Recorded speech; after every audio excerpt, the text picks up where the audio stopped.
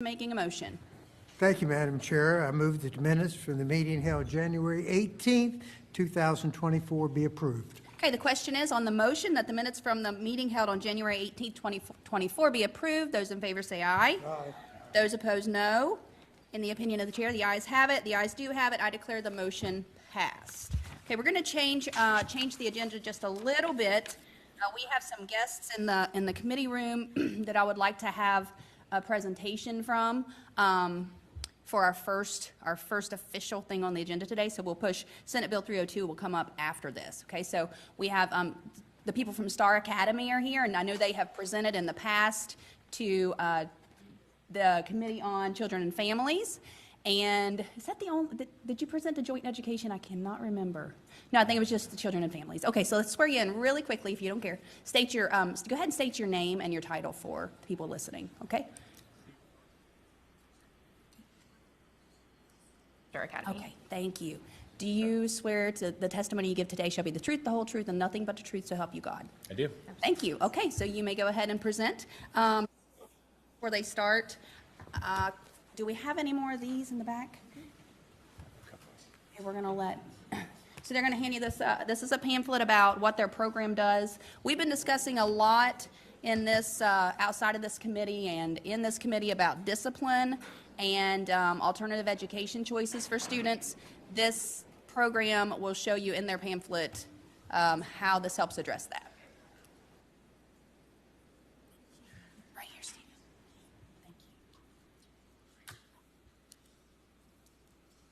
Okay, when you're ready, you may. Thank you all for your time, especially adding us here last minute. High level, Star Academy, the problem that we solve is the same problem that we've been solving successfully across the United States for another 20 years. Re-engaging your disengaged, academically behind middle school students. Since our inception in 2005, we've grown to over 100 academies in 15 different states. So how are we able to re-engage these students? And it's through our four-pillar modern approach. One, through Star Academy's STEM-inspired, comprehensive core curriculum, we re-engage these students, allowing them to get back on track with their peers. Two, we offer an accelerated model, which allows these students to accelerate 2 grade levels in 1 academic year. What that would look like, for example, 8th grade first semester, 9th grade second semester. 3, we cater to that multimodal learner, introducing each type of learning through our project-based curriculum. And 4, and probably the most exciting, is the environment. So what does this fully immersive environment look like? If you turn to page 4, you'll see first and foremost that we are a school within a school. 100% customizable and turnkey. Everything you see here is included within our agreement, all the furniture, technology, and consumables. There are 4 classes for the 4 core classes, math, science, ELA, and social studies. 80 students per academy, 20 in each of those core classes, and they move in groups of 20 throughout the day in a facilitator-led environment, working on these projects, not only in groups, but individuals and in pairs, to really foster those soft skills that are necessary for employability once they do ultimately graduate. One thing I do want to distinguish is that although we talk a lot about STEM and it sounds and it feels like STEM, we are not a supplemental STEM program. This is a full comprehensive core curriculum with a massive cross-curricular component. And to talk more about that curriculum, I'll pass it over to Brett. Yeah, thank you so much for having us today. So it's really hard to picture what Star Academy is like in your brain because it's super non-traditional. It's not like any other classroom that you've seen.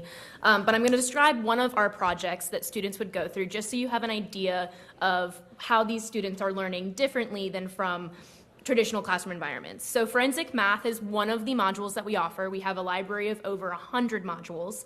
It's a 10-day project where students actually solve a crime using math standards. So they walk into the classroom, they work in pairs, and they're given a CSI crime scene kit, and they then solve different evidential things with math standards. One of the standards that we cover is ratios. So there's footprints left behind at the crime scene. Students have to figure out how long the footprint is, so how tall can my perpetrator be? So there's a lot of different cross-curricular components, a lot of different math standards that students are learning, and at the end of the module, they're actually able to solve the crime and say who did it, how they did it, using those math standards.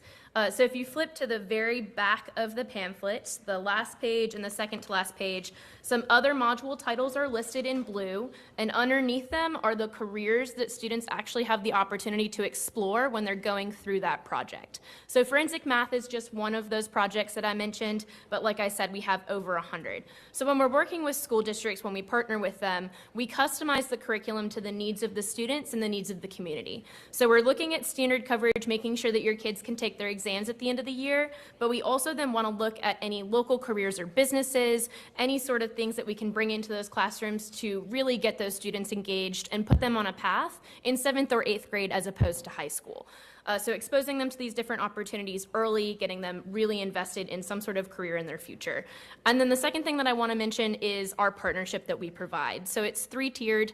The first part of it is PD. We take teachers from the school districts that we partner with and we train them. So we've been doing this for over 20 years, like Stephen said. We know the ins and outs. We know how this program works. So we come out and we train the teachers to implement the program to the best of their ability. On top of that, we have an ESS. It's an education support specialist that works for our company. They come out and they work with teachers and administrators at least in person monthly, and then they're also available 24/7 for support. So we don't just drop the curriculum off and say, all right, good luck. We're there every single month in person and available for support 24/7. And then the last part is PR. The students that we work with don't frequently get highlighted for great reasons. So we want to make sure that the kids that we're working with, as they start to transform, as they turn their lives around, it's highlighted. And the community recognizes it, the community sees what's going on, other communities see what's going on in the school district. And so we come up with a personalized PR plan for all of the districts that we work with, which includes ribbon cutting, managing the media, press releases, social media, anything like that. And so the combination of the partnership that we've provided with the project-based core curriculum really has shown us years and years of really great results. So Stephen's going to talk a little bit about the results that we've seen across different states. So if you flip to page 6, there is a diagram of the United States. Thank you, Brett. Yeah, as Brett mentioned, we've been doing this successfully for 20 years, and we've seen tremendous results in all different counties, whether they're rural populations, urban populations, or anything in between. And if you look at the top, we look at the south side of Chicago, within the first year of implementation, 13% graduation rate to 78%. On the opposite of that spectrum, spectrum population-wise, if we go to rural George County, Mississippi, you'll notice they went from a 69% graduation rate to 95% and earned themselves the 4th highest graduation rate in the state of Mississippi. Another great example is Mobile, Alabama. I'm not sure if you're familiar, but that's the largest district in Alabama, now home to 5-star academies. But if you look at their the decrease in absenteeism by 89% and disciplinary referrals by 88%. I could sit up here all day and talk about statistics and all the great things that we've done, but I would love to hear the questions that you all have for us. So I'll turn it back to you. Okay, thank you so much. Are there questions from committee members for our guests? Senator from Wyoming. Thank you, Madam Chairperson, and thank you all for being here.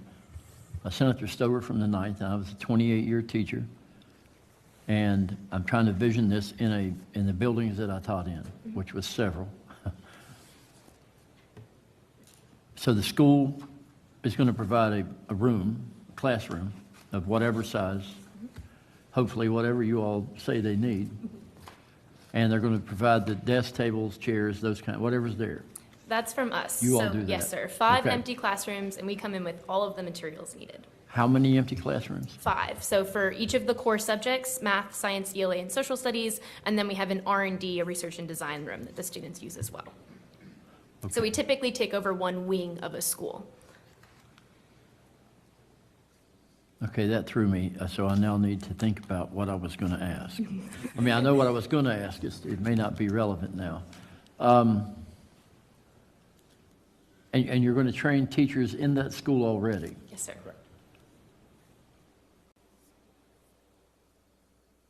Okay, I'm clear. Thank you.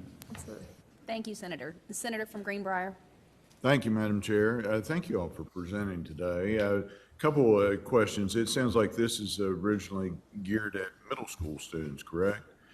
What about, is it geared more toward the high achieving students, or what do you do with discipline issues as well?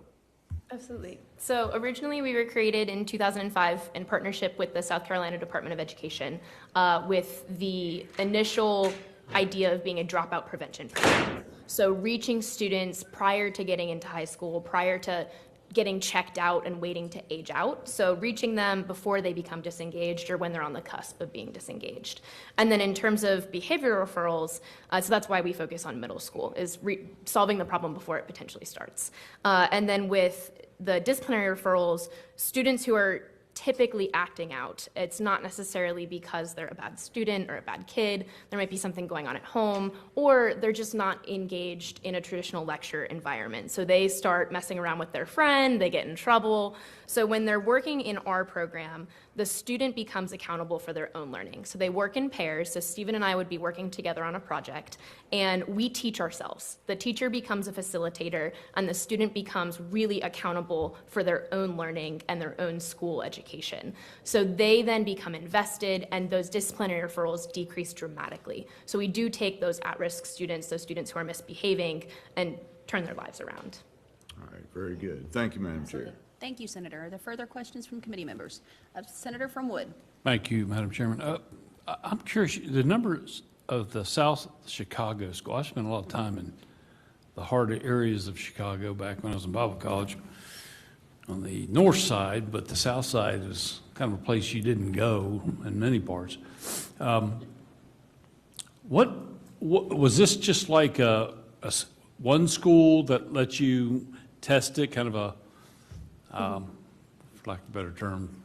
So how big was the school? How many students?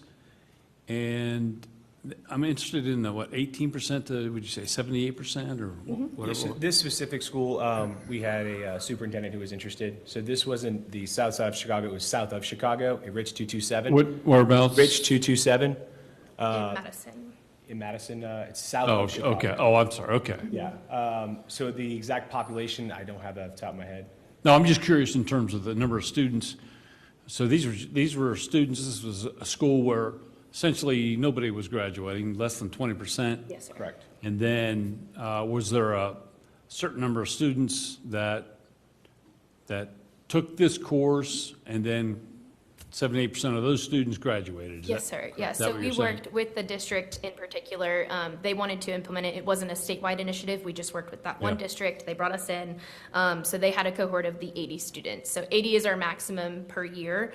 And those students who were in Star Academy stayed and helped to increase that graduation rate from 13 to 78%. Yeah. And also- 13%. That's, 13, I mean, that's yes, sir. stunning Yes, sir. numbers. Yeah, and the portion of that as well is not only are the Star Academy students more likely to graduate, but when you pull students who are misbehaving in a classroom, it also frees up the time for the teachers in those traditional classrooms to get more done, to engage those students. So you're pulling a population who's disengaged and disrupting the traditional classroom environment and allowing for that to blossom as well. So not only are you helping these at-risk disengaged students, the other classroom environments are benefiting in hand. So it's increasing the overall performance of the school, not just those 80 students. Okay, thank you. Thank you, Madam Chair. Thank you, Senator. Senator from Raleigh. Thank you, Madam Chair. So you're dealing with just middle school grades. So when you say graduation, you're not talking about high school graduation, you're talking about graduation from your program So for the for eighth graders? yes, sir. So one of them, so the one in Mississippi is actually specifically high school graduation rates. So they did have an 8th grade program, a middle school program, and they tracked that cohort. So the 69% was 4 years prior, and then after 4 years, the first cohort of Star Academy students to then graduate from high school, that graduation rate was at 95%. So that's high school graduation rate in Mississippi. For Chicago, I'm pretty sure that's just from the program, not from high school. But for Mississippi, in particular, George County, that's following through high school graduating. Okay, so obviously this is non-traditional. Yes, sir. And so when they transition from your program in 8th grade going into high school with 9th grade, is there some sort of a plan there to help them in transitioning? Otherwise, they get to the other school and say, oh, this is the same old stuff, and they go back. Absolutely. Yes, sir. So something that we frequently do, and part of why we provide that partnership, is if there isn't a plan in place, if there isn't conscious effort to help transition those students, absolutely, they're going to go back to the same classroom and they're going to say, what's up with this? I had a really cool environment. I don't want to be here anymore. So something that we frequently do is a lot of communication between counselors. So high school counselors with middle school counselors, keeping those kids with the same counselor into high school and recognizing that they're Star Academy kids and they might need a little bit of a different learning environment. So depending on the district's capabilities and the district's offerings, something we frequently would recommend is getting into ninth grade a CTE elective or a project-based elective. So making sure those kids have that hands-on component going into high school. Or looking at career pathways. So if you have a voc tech school, I know we talked about the fact that you have a lot of counties that band together for voc tech. Taking our content and aligning it with those career pathways. So now students in 7th and 8th grade are taking a look at a pathway and getting into 9th grade, 10th grade, and being able to go into it. So it creates that natural progression, that natural transition and pathway that they're following. And something that I didn't mention but is important to mention now is for PD, when we PD teachers, we don't just offer it to the Star Academy teachers. So something we would offer frequently is if you're doing an 8th grade program, have some of your 9th grade teachers come and sit in our PD sessions so they can see what's going on in the academy and maybe bring that content back to their classroom to help that transition for those students. So we have lots of plans in place and we work really hands-on with the district to identify that plan, moving those kids into the next grade level. And frequently schools will also expand the academy downwards or upwards to give students more opportunity to stay in the program. So do you utilize standardized test scores also? Because we would test like in 8th grade, so that's going to be right in the middle of where you all are. Do you have the indicators there also that are positive? Absolutely, yes. So we work, our modules are all aligned to those standards so that students are able to achieve their tests at the end of the year. They're still going to sit like the rest of the kids for those exams, and those test scores are very good. What we also have is we partnered with Edulastic, and we have different standards-based tests at the end of each of the modules so that students and teachers can see where they lie with that standard coverage, and if there is a gap, they can then mitigate that and remediate it prior to the end of the school year.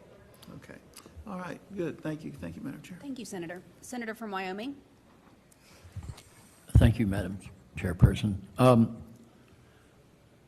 So if you take 5 classrooms, do you keep them all day? They're your classroom for the day? Yes, sir. So the students would be in it for ELA, social studies, math, and science. They would still go to electives, and they would still go to lunch, PE, art with the rest of the school. So that's why we create the school within a school environment, is we're pulling the students, but we're not ostracizing them. We're giving them a new type of learning, but they don't feel socially isolated.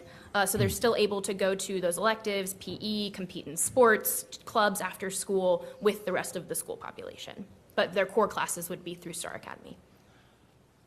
Okay, that answers that question. If you came to the school I'm thinking about in my home county, has, I believe, 25 classrooms. So you're going to take 20% of them for perhaps 12% of our school population. And the other 80%, I don't see how that works Yes, unless sir. you have a whole lot of students in your group or you have a school with a whole lot of classrooms built in. Absolutely. And we don't. Yes, sir. So that's something where we're very customizable when it comes to working with school districts. So we've worked with a school district in Arkansas that has 20 students per grade level. So they actually have 2 programs, and all of their 7th grade and all of their 8th grade students go through it. So 20 and 20, they're not even at capacity. We don't have to put 80 students through the program. That's just the max number that we can. And so with smaller districts, more rural districts, they can also band together and do one program that would service multiple counties or multiple school districts. Same thing in Arkansas. We have a program in Pine Bluff, Arkansas that services 3 different school districts. So each of the districts has about 30 seats, give or take, where they can send students to this program, and it's held off-site at an alternative ed location. So we really do customize it to the ability of the school. I'm sure your school population is probably pretty small, so to ask for 5 classrooms for just one district would be a lot. But then in Mobile has 5 Star Academies, and they have an entire building dedicated to us. So it depends on the size of the district, and we really work in partnership with the district, with the student population, to figure out what works. So you'd work on the logistics of it, obviously, with the group. Yes, sir. Yeah. Because that would, we may have a junior high with 160 people in it. So if you took 80 of them, Yes, sir. So your yeah, junior and high. maybe you would need to take 80 of them if they were, but the percentages who are, I don't know what the word would be. I know what I would have used teaching 19 years ago. Those troublemakers would, I wouldn't have actually used it, but it was used often. Okay, I think I understand this. Thank you. Okay, thank you, Senator. Are there further questions for our guests? Well, thank you both so much. I know it was last minute and you have a flight to catch, so safe travels. Okay, we appreciate it. Thank you so for your much. time. Okay, the next item on the agenda is Senate Bill 302. Council, would you please explain the committee substitute in lieu of having it read? Absolutely. The committee substitute for this bill requires the State Board to include the following instruction for students as part of the developmentally appropriate education that is currently required. First, in grades 3 through 6, at least annual age-appropriate instruction in child sexual abuse prevention, including information on available counseling and resources for children who are sexually abused. Also, in grades 3 through 6, at least annual instruction in personal safety and assault prevention, except that upon written request of the student's parent, a student is excused from taking this instruction. In grades 7 through 12, at least annual age-appropriate instruction in dating violence prevention and sexual violence prevention, which is to include instruction in recognizing dating violence warning signs and characteristics of healthy relationships. Next. Thank you. Are there any questions of council? Okay, Senator from Oregon. That was faster.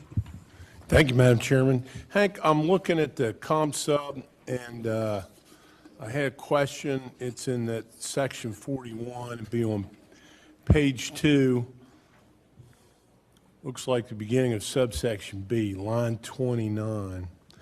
And we're saying the state board shall promulgate a legislative rule.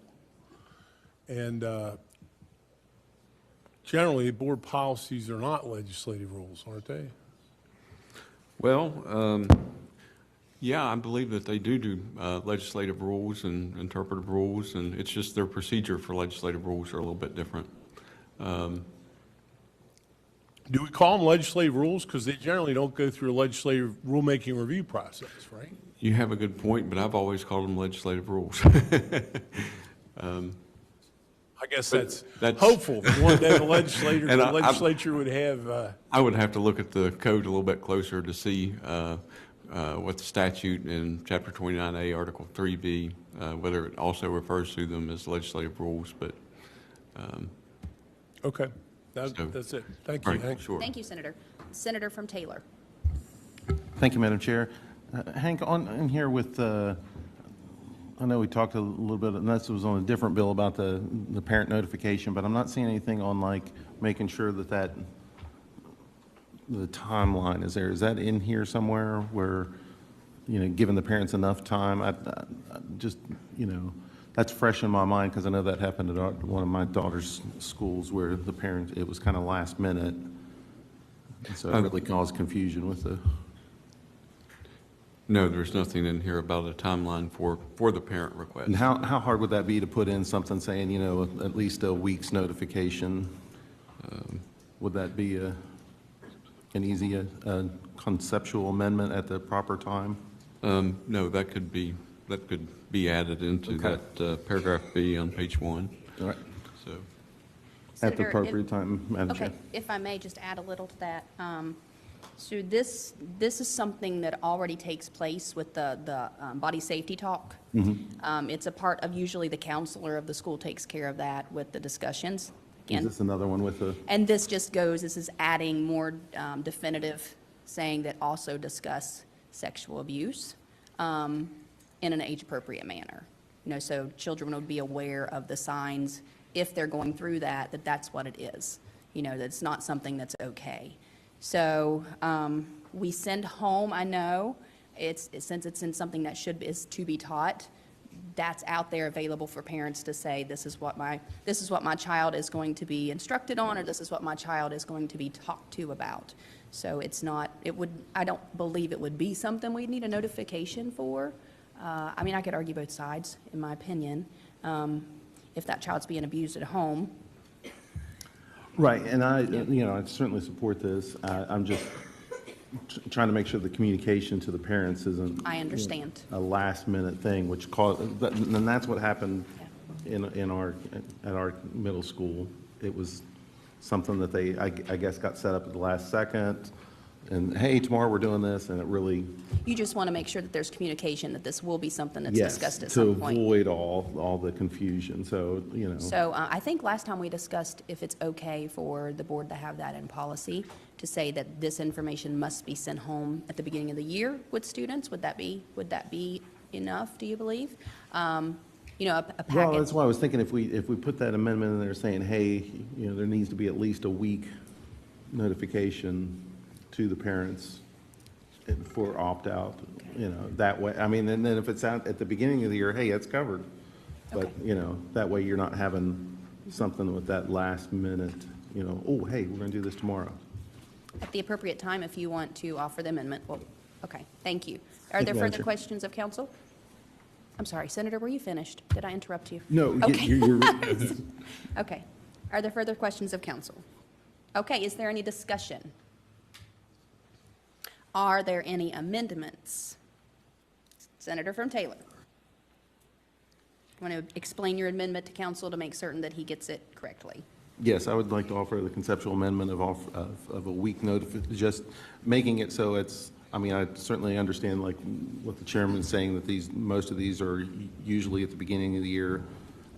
But I just want to put that little caveat in a conceptual amendment saying at least a week's notification for the parents for any opt-out. And that's just to avoid any kind of confusion among the parents and to make sure the communications is. Okay, sure. Okay. Is there discussion on the amendment? Okay. The question is on the amendment as offered from the senator from Taylor. All those in favor say aye. Aye. All those opposed, no. Okay, in the opinion of the chair, the ayes have it. I consider the motion passed. Okay. Are there any further amendments? Okay. Now the question is on agreeing to the committee substitute as amended. All those in favor say aye. Aye. Those opposed, no. In the opinion of the chair, the ayes have it. The ayes do have it. I declare the motion adopted, and the committee substitute has been agreed to. I now recognize the vice chair for the purpose of making a motion. Madam Chair, I move that committee substitute for Senate Bill 302 as amended be reported to the full Senate with the recommendation that it do pass. The question is on the motion that the committee substitute as amended for Senate Bill 302 be reported to the full Senate with the recommendation that it do pass. All those in favor say aye. Aye. Those opposed, no. In the opinion of the chair, the ayes have it. The ayes do have it. I declare the motion adopted. Okay, the next item on the agenda is Senate Bill 468. Council, would you please explain the committee substitute in lieu of having it read? Yes, Madam Chair. The proposed committee substitute requires the State Board of Education to provide courses to include human growth and development related to pregnancy and human development inside the womb. The bill creates the Baby Olivia Act, which applies to each public school and public charter school. Starting in 2024 through 2025 school year, beginning in the 8th grade with a refresher course in the 10th grade and health education classes, the courses shall include a high-definition ultrasound video, at least 3 minutes in duration, showing the development of the brain, heart, sex organs, and other vital organs in early fetal development, and the Meet the Baby Olivia video developed by Live Action, showing the process of fertilization and every stage of human development inside the fetus. The State Board shall also promulgate a legislative rule to implement this section. And I believe Madam Chair wants to show the Baby Olivia video. Yes, please. So we'll hold questions for council after we watch the video.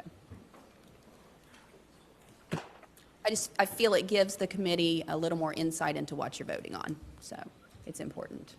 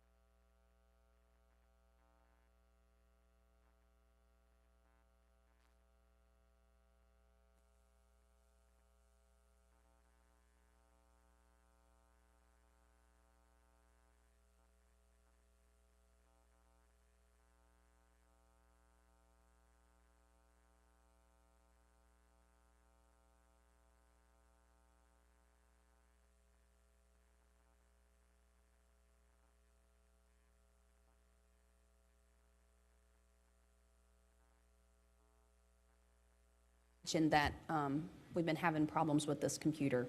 So just so you two know, it's not you, it's the machine.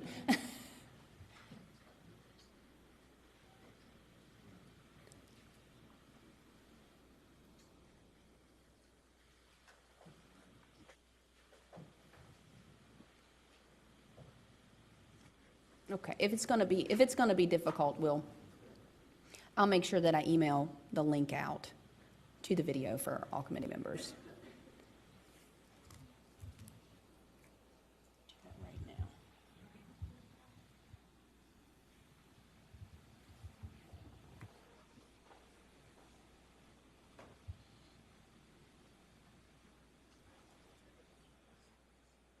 It is.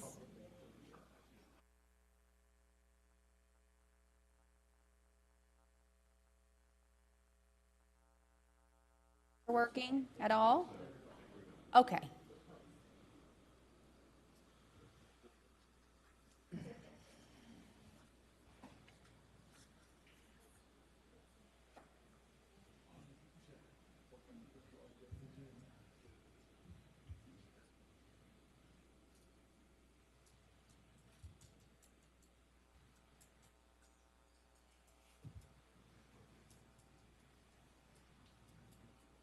There we go.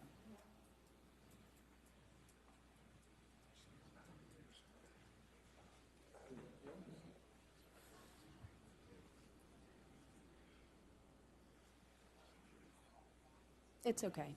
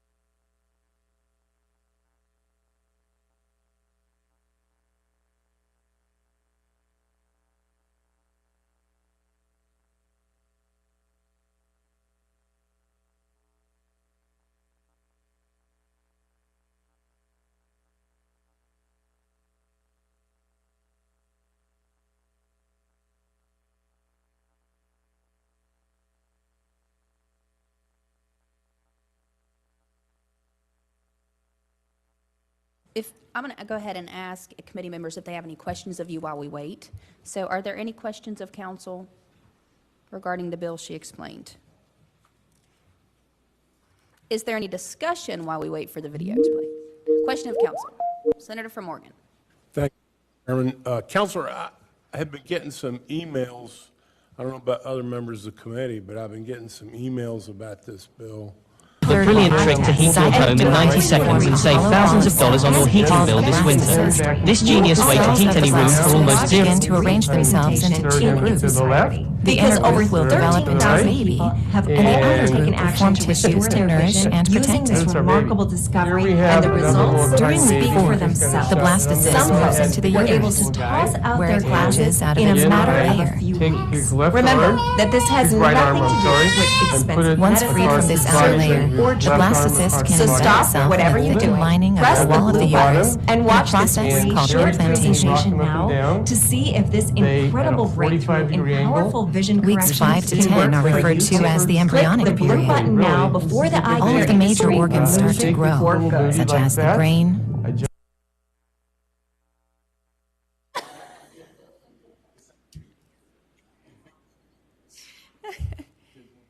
Okay. Senator, I'm sorry, would you restate your question to council? Thank you, Madam Chairman. Counselor,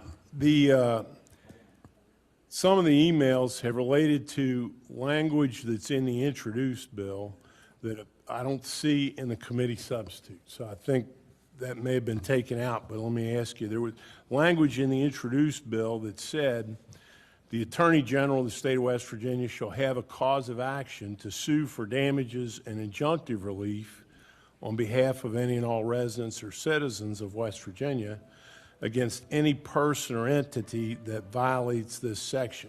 And I don't see that in the committee substitute. Is that right? Senator, we removed that in the comp sub. Okay. Are there any other changes between the introduced bill and the committee substitute other than that? Yes, the changes were, the introduced bill had that the curriculum was to begin when students were in the 3rd grade, the 8th grade, and the 10th grade. And the committee substitute now has it beginning in the 8th grade with a refresher course in the 10th grade. Okay. So we just changed the ages of the students that would be receiving the curriculum. All right, thank you. And does that cover the differences then between, we've talked about the ways in which the committee substitute is different from the introduced bill?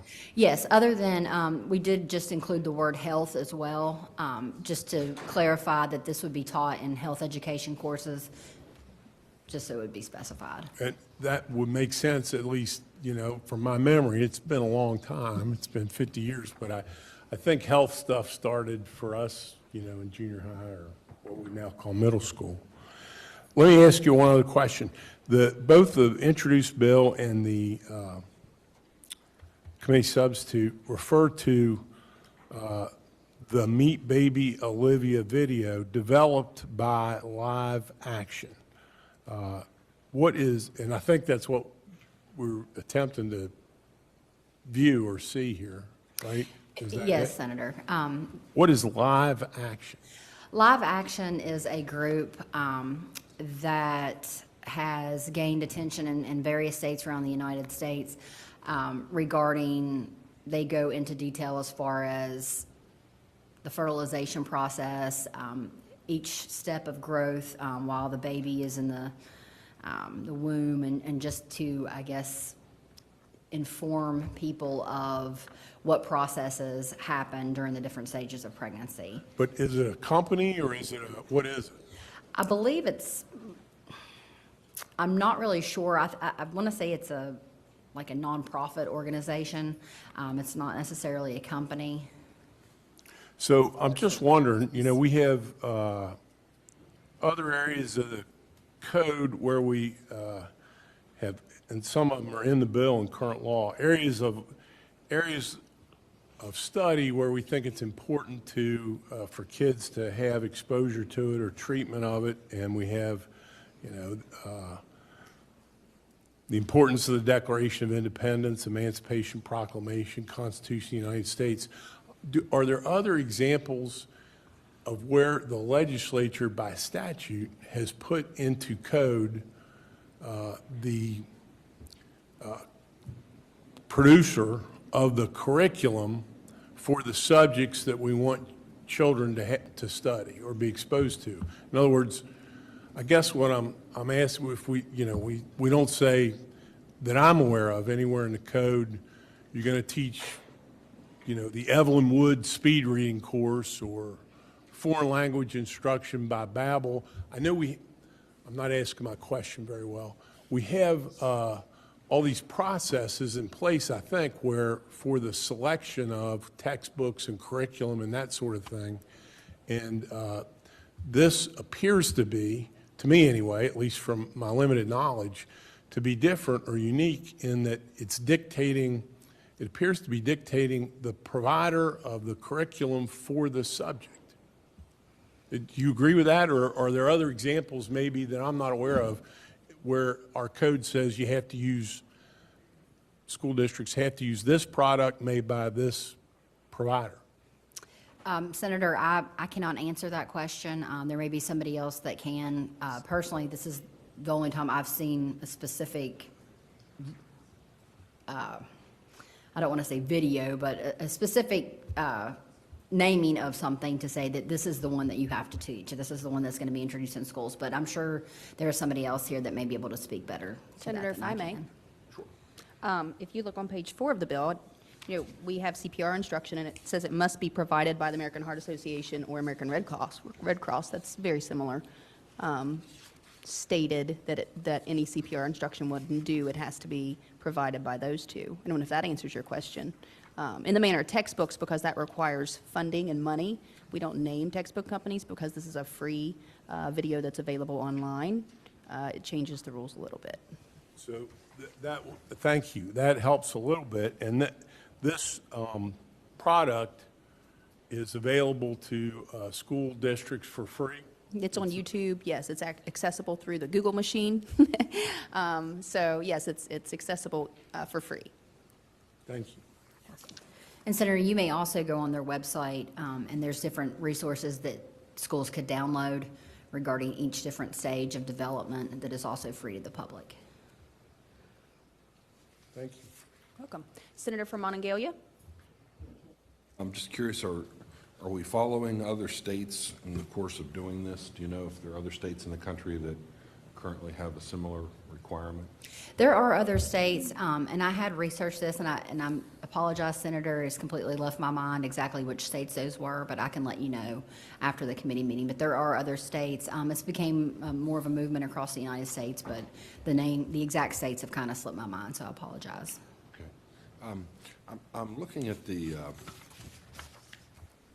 chapter, article, section, where are we, 18.2.9, required courses of instruction. And I believe there is a new subsection G that is the Holocaust Commission, the Holocaust instruction. I believe that's where that is. It's obviously not in this bill, but it's a bill that's moving. And just wanted to ensure that if this bill moves, that we have proper coordination on that. Do you know if this is the section that adds that subsection G? It is, Senator, and we are aware of both of the bills. We just, at this point, we had decided to keep them separate just because of the discussions that would be involved in both. Okay. But then if one passes and we get ready to pass the second one, we'll make an amendment to include the provisions so that the second one includes the provisions of the first bill? Yes, Senator. Okay, thank you. Thank you. Senator from Wetzel? Thank you, Madam Chair. I just had one simple question. I don't know whether it be a council or the Senator Morgan from Neal, but has the Supreme Court ever ruled when life begins?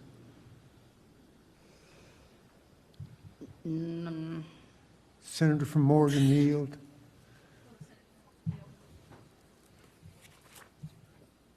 The senator yields. My question is, has Supreme Court ever ruled when life begins? So I am, first of all, let me give a full disclaimer here that I do not consider myself to be an expert on Supreme Court jurisprudence that may exist on that question, but I'm not aware of a case in which the Supreme Court has answered that question. Because the only reason I bring that up is at the beginning of the video, I noticed they said as soon as it entered the womb, the uterus, that the life begins. And I just wonder if we're going to be a challenge to this somewhere down the line by certain groups. So I'm not going to poo-poo the bill. I think it's good to show this, but that's just a question I wanted to raise at this point. Thank you, Madam Chair. Thank you, Senator. If there are no further questions of council, I believe our technology problems are solved. Everybody, fingers crossed. So we'll go ahead and play the video if it will play. If it will not play, we'll just give up. I did email the link to everybody.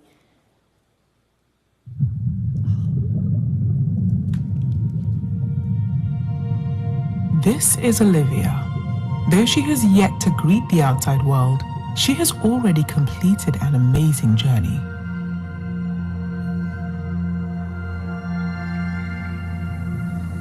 This is the moment that life begins. A new human being has come into existence. At fertilization, her gender, ethnicity, hair color, eye color, and countless traits are already determined. She begins to implant in the uterus about 1 week after fertilization. Her cells organize into what we call an embryo. At 3 weeks and 1 day, just 22 days after fertilization, Olivia's heartbeat can be detected.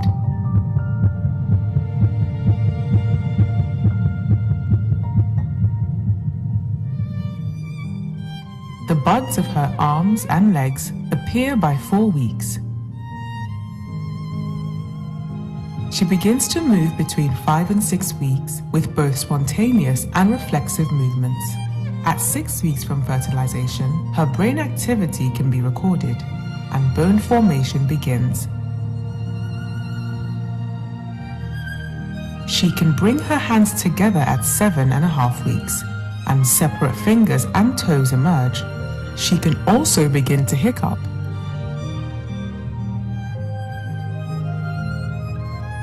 At the beginning of the 9th week, Olivia will have grown from a single cell into nearly 1 billion cells, and she is now called a fetus. She will suck her thumb and swallow, grasp an object, touch her face, sigh, and stretch.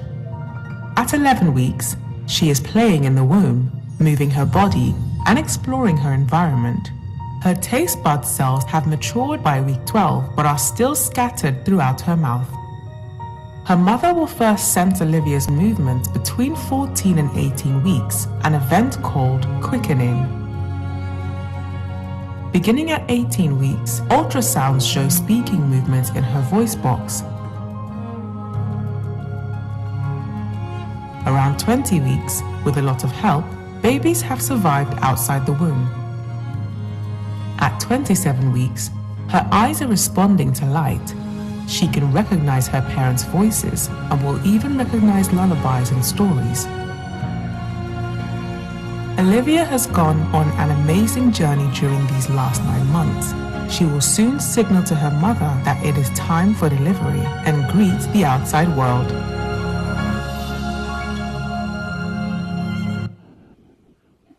Thank you, Council. Okay, is there any discussion pertaining to the video? Senator from Wood. Just a quick statement. I've said this on the floor before, I think, but it's a scientific fact that at the second of conception, there's a flash of light, always, every time. Thank you, Madam Chair. Thank you, Senator. Further discussion? Okay, seeing none, are there any amendments? Hearing no amendments, the question is on agreeing to the committee substitute. All those in favor say aye. Aye. All those opposed, no. In the opinion of the chair, the ayes have it. The ayes do have it. I declare the motion adopted, and the committee substitute has been agreed to. I now recognize the vice chair for the purpose of making a motion. Madam Chair, I move that the committee substitute for Senate Bill 468 be reported to the full Senate with a recommendation that it do pass. The question is on the motion that the committee substitute for Senate Bill 468 be reported to the full Senate with recommendation that it do pass. All those in favor say aye. Aye. Those opposed, no. In the opinion of the chair, the ayes have it. The ayes do have it. I declare the motion adopted. We have one more item on the agenda, and we have 10 minutes to spare. I know there's a rules meeting as well, so I'll tell you what we'll do. We're going to go ahead. I'm going to look to the vice chair to make a motion. To adjourn. Okay. Madam Chair, I move that Senate Bill 487 be laid over to the next meeting. Okay. The motion is on the, I'm sorry, the question is on the motion of laying Senate Bill 487 over to a future meeting. All those in favor say aye. Aye. Those opposed, no. Okay, in the opinion of the chair, the ayes do have it. I now look to the vice chair to make, for the purpose of making another motion. I move that we adjourn. Okay, the question is on adjournment. All those in favor say aye. Aye. Those opposed, no. In the opinion of the chair, the ayes do have it. Thank you, everybody.